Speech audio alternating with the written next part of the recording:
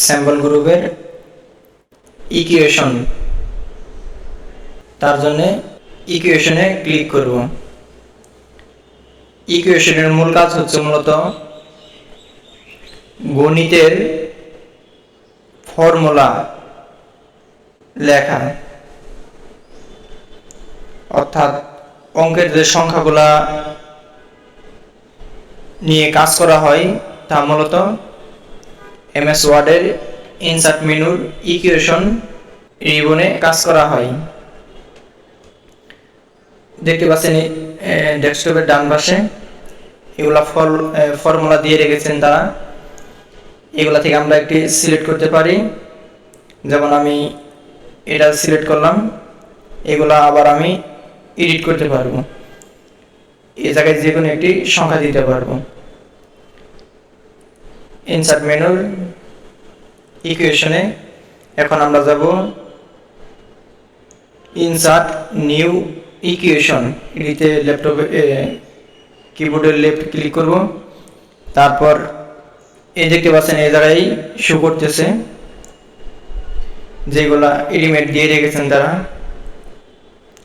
তারপর এই সিম্বল থেকে আমরা যে কোনো কিছু নিতে পারি।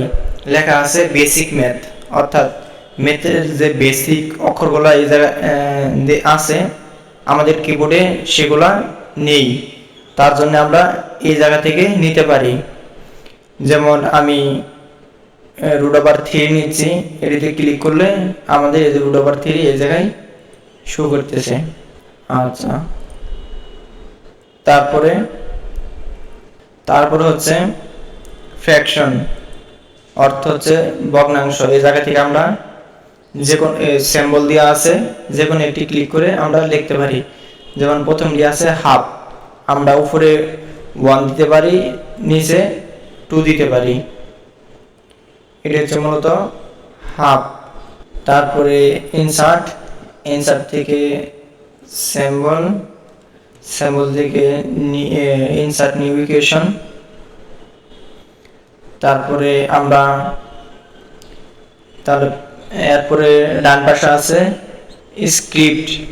স্ক্রিপ্টে ক্লিক করলে আমাদের এই জায়গায় অনেক সিম্বল আছে, যেমন আমরা a⁻2 দিতে পারি। তার জন্য আমরা এই জায়গায় লিখব a, উপরে লিখব 2। দেখতে পাচ্ছেন এর আগে আমরা হাফ লিখছি, তারপরে প্লাস দিছি, a⁻2 দিছি, এটি লেখা হয়েছে। তারপর আমরা আবার ইকুয়েশনে নিউ ইকুয়েশন, তারপর আমরা রেডিকেলে ক্লিক করে এই জায়গায় সিম্বল আছে, এই জায়গা থেকে আমরা যে কোনো একটি দিতে পারি।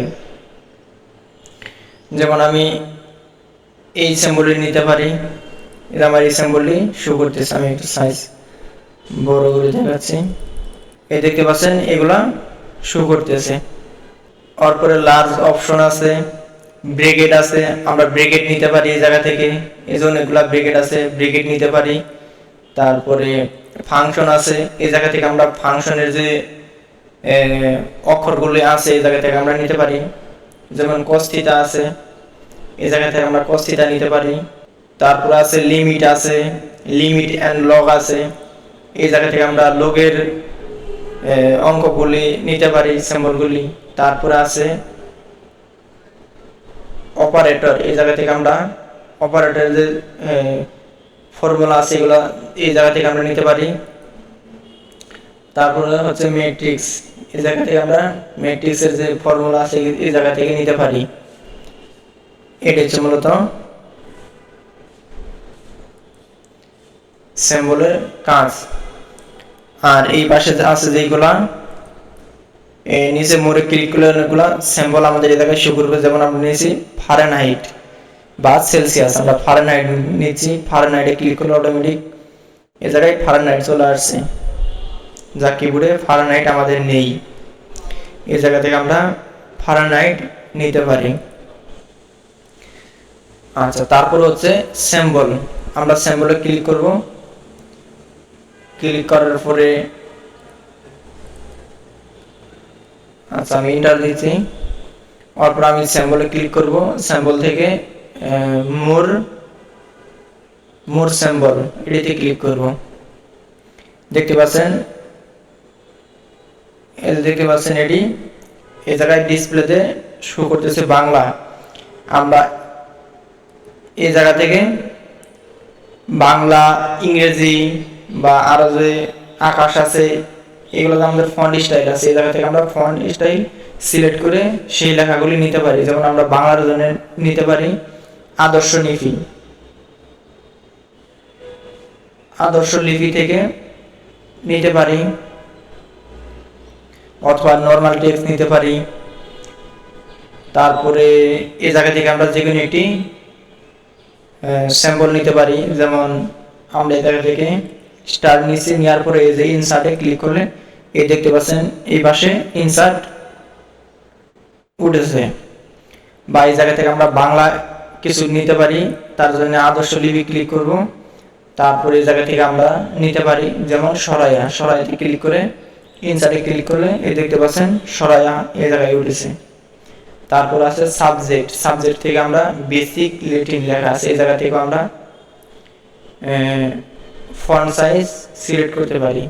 এই দেখতে পাচ্ছেন এই জায়গায় বাংলার যারা যুক্ত বর্ণ আছে সেগুলা শো করতেছে। এই জায়গা থেকে আমরা এই যযুগ্নীয় আমরা ক্লিক করে ইনসার্টে ক্লিক করলে যযুগ্নীয় উঠেছে এই জায়গায়, যেমন বিজ্ঞান। এই জায়গা থেকে আমরা আরো সিলেক্ট করলে আরো যুক্ত বর্ণগুলি দেখতে পারবো। এভাবে আমরা এই জায়গা থেকে স্যাম্পল থেকে সংগ্রহ করতে পারি, যদি মনে না থাকে আর কি অক্ষরগুলি বা ওই সংযুক্ত শব্দগুলি। এই জায়গা থেকে আমরা ক্লিক করে ইনসার্টে ক্লিক করে এই জায়গায় শো করবে। এটি হচ্ছে মূলত স্যাম্পলের কাজ।